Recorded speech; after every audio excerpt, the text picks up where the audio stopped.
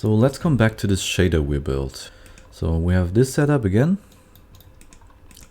but we can also, for example, color the particle according to what we want. So how do we do this? So we have a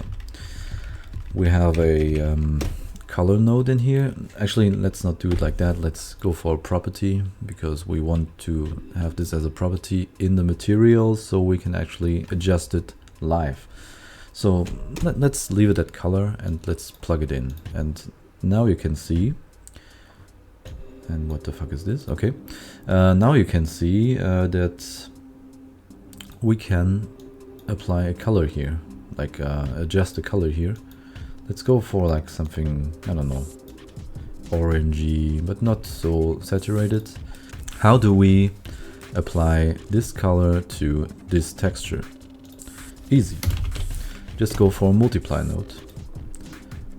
Plug it to the one input and plug the other one to the other input, and now we already have our orangey texture, which we can plug in here.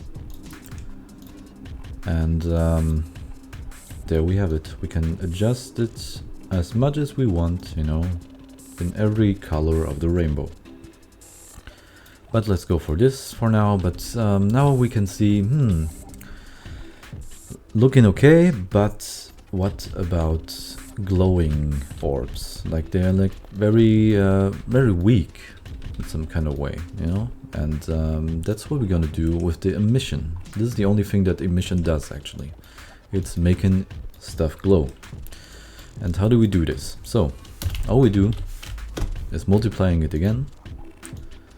And maybe you're like already a bit afraid, because you're thinking to yourself, multiplying, this sounds awfully a lot like math, and I don't like math.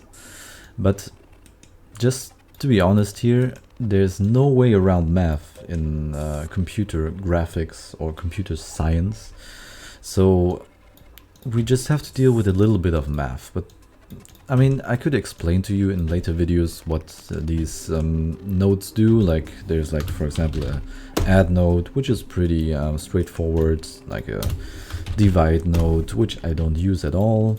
There's also like things like sine curves or I don't know, subtractions, saturations. Anyway, you don't really have to understand how all of this works for now. Just keep in mind that there's like a function called multiply, and it does combining stuff with each other like an add would, but it's doing the job properly.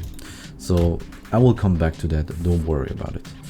So we have like a multiply node here.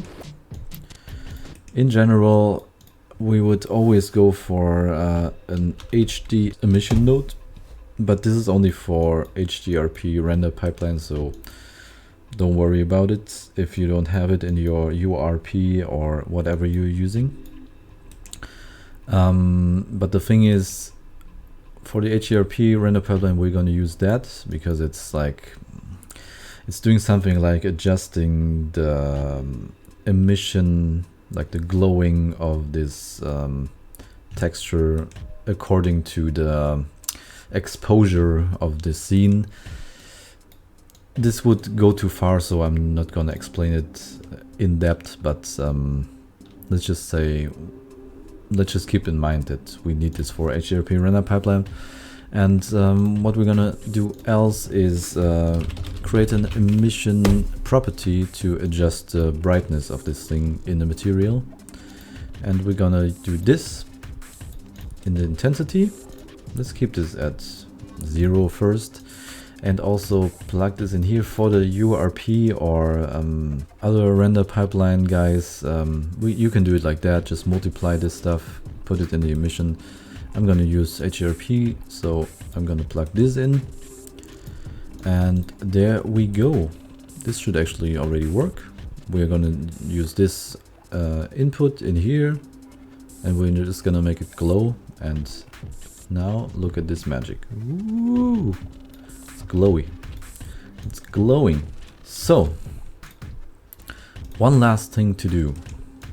next step would actually be adjusting the particle system, and I'm pretty sure you will all look forward to that, but first of all we gotta make sure the shader works with the particle system, like in a way that I can, for example, adjust the color of the particles in the particle system, or for example the color over lifetime. I will get back to that, don't worry, but first of all we gotta make sure this works, and we're gonna do this by just simply multiplying again by with the vertex color. Vertex colors are pretty much you probably saw a 3D mesh before.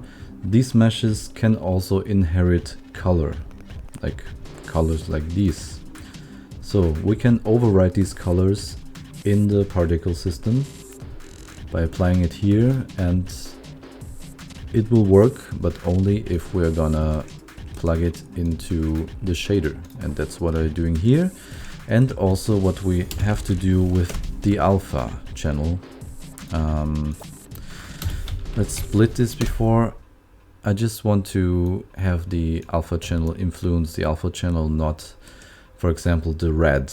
Okay, we multiply it by this factor, and then we are ready and set to go for the particle system actually. I hope everybody's excited, and let's see if everything works. Yes. Okay. So, particle systems. So you're gonna have a quick look at this stuff and be like, wow, I'm so overwhelmed. What the f is all of this? You know, like there's forces, there's colors, there's like inherent velocity and velocity over lifetime.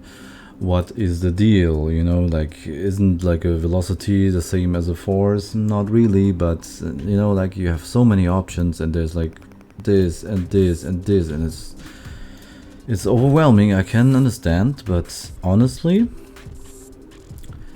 there's only so much stuff you will need for the beginning, and I will tell you now what it is. We're gonna start with one of the most important things: duration and lifetime. So let me explain the sorry. Let me explain the lifetime first, and don't let it loop because it will only make trouble. Lifetimes are like, well, the amount of seconds, I guess it's seconds, or it's unity seconds, or whatever it is, the amount of seconds how long the particle will stay alive. Like one particle will, or every particle in this case, will stay alive for 5 seconds. If we switch this to 1, it will only be 1. Even though this is like a very long second, or is it just me? Anyway, so if we put this to 5, it's gonna be 5 seconds. But of course, it's super boring right now. So what is the next in line? Lifetime, okay. Speed, I come back to speed, which is basically the same as velocity over lifetime, but easier maybe, but also not so customizable, I would say. Then we have the size, which is very important. I mean, it's pretty obvious. It gets bigger when you put in bigger values, and it gets smaller when you put in smaller values, and I like that actually. Now we have different stuff like start rotation, and in this case it's pretty useless, but let's see what we will have if we are gonna, I don't know, put in something like that. As you can see, every particle is oriented in the same way. What we can do here is, first of all, adjust the rotation for every particle, or, and now we get to the fun part, switch this to random between 2 constants. So this is the mode you are setting up how this particle will get its values. You know? When we put in like random between 2 constants, for example, we will have 2 options, like a minimum option and a maximum option. So what we actually want from these particles here is that they have a random rotation overall. They shouldn't have like a maximum degree, so we go for 360. As you can see now, everything is randomly rotated. So now you're asking yourself, can't we not use this function for other stuff too? For example, the size, and we can do that actually. So we're gonna put like a random number between 0.2 and let's say 0.8. So again, what this means is every time a particle is spawned, like one of these particles is spawned, and there are like 20 being spawned, like every time I click this here, there's like a random number between 0.2 and 0.8. So it can be 0.2 or it can be 0.45, 0.79 or something, or 0.8. And each particle is like rolling the dice. Like, okay, I'm 0.2, and then the other one is rolling the dice, and it's doing like some randomness. And in the end, it's kind of like this, you know? It doesn't look so generic anymore, and we're trying to do this for almost everything for particle systems. Okay, what else is here? Gravity, not really necessary for now. It's just adding gravity as you saw before. Simulation speed, not important for now. Play on awake, yes. I mean, none of this is really urgent to learn. What is urgent is the emitter, called the shape in this program. So the emitter is basically the area where the particles can get spawned, and it's really just like that. So we can put in like spheres, hemispheres. We can change the rotation so it does make sense, you know, and particles will only spawn in the volume of this object here, or these curves. So I put a box and it's only spawning inside of here. Of course you will see like some overlapping stuff, but this comes from, remember what I told you? This is not a particle, this is the plane of a particle. So the particle itself is actually spawning in here. So, but let's stick with the sphere for now. We can also adjust the radius thickness, which means, oh, this is very sensible, which means they only get spawned in the outside. You know, I can just adjust that, and then the outside will get smaller and smaller and smaller, and the inside where nothing gets spawned gets bigger and bigger. For now, let's keep the radius at 1. So this is the shape, the emitter. Now we have our velocity over lifetime, and now we are talking, because there's multiple things called over lifetime: velocity, color, rotation.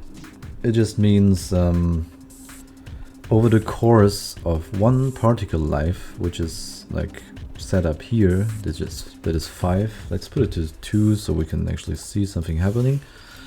Over the course of, in this case, 2 seconds, this will happen, and the velocity is set up like that. Okay, now you can see basically all this does is setting up how far a particle will travel in 1 second. So if you put this to 1, in 1 second it's traveling this far. Okay, 1 unit kind of. If we put this to 5, obviously it's going in that direction, 5 units. So now this is pretty boring, right? But we didn't even put in randomness for now. So and we didn't even put like something more interesting of a vector, like I don't know, it can also go like in the y-axis a little bit up, you know, like for 2 for example. So it's going like in the diagonal, but the thing is, everything is going in the same direction.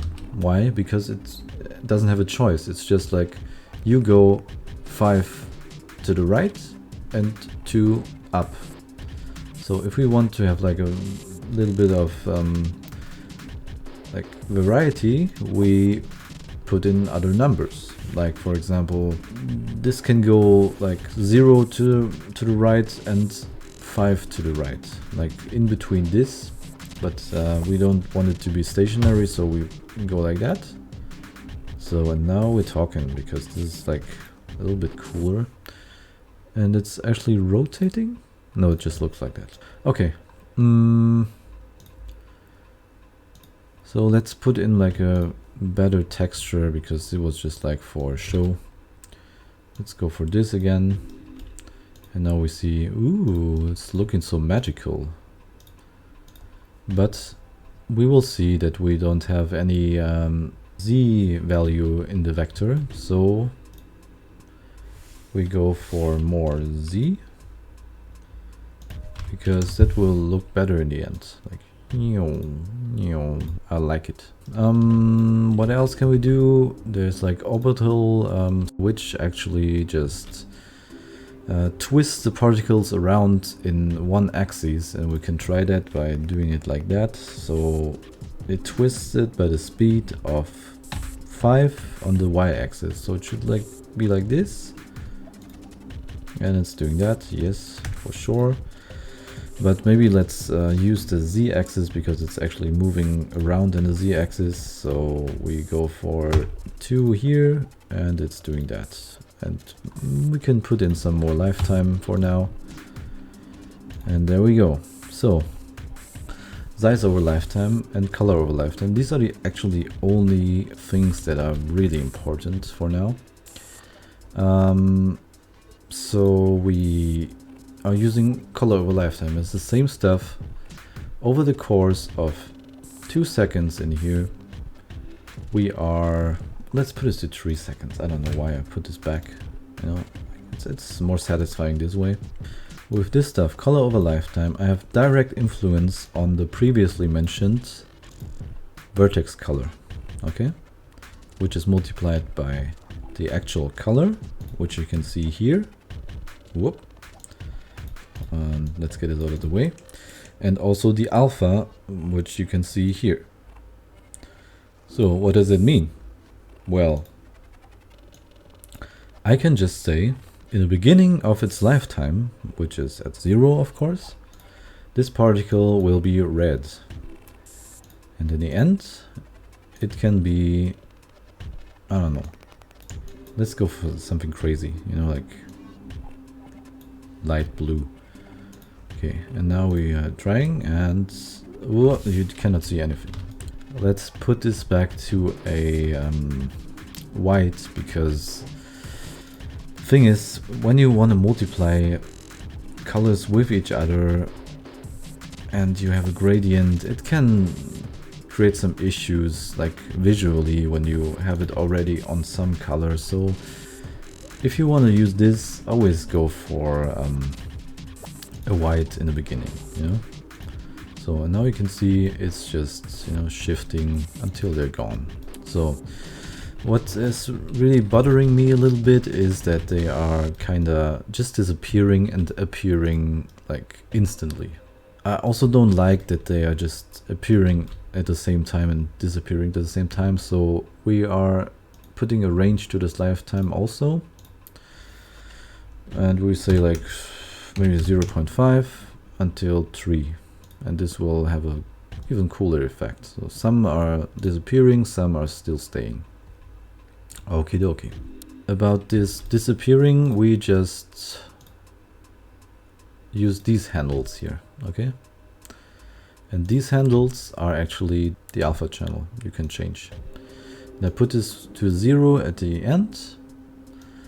Put in another handle to like stretch the duration where this alpha is at maximum, and then I put the beginning alpha at 0 to make it just like that they fade in, you know, like, and there we have it. There we have it. It's not pretty, but it's something. And last but not least, size over lifetime should be self-explanatory. I explain it still.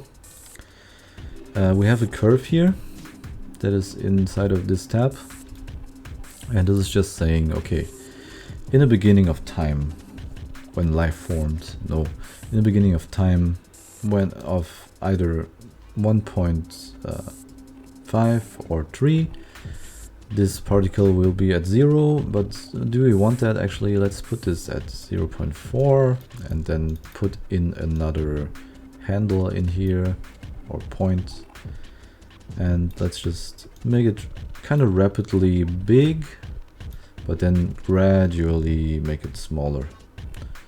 And how does it look now? A little bit unsatisfying, so let's just go for this. Sometimes you just have to try, you know, sometimes you just have to try. So it's barely visible, so I put the emission on like not 6,000, but maybe 200, and there we go.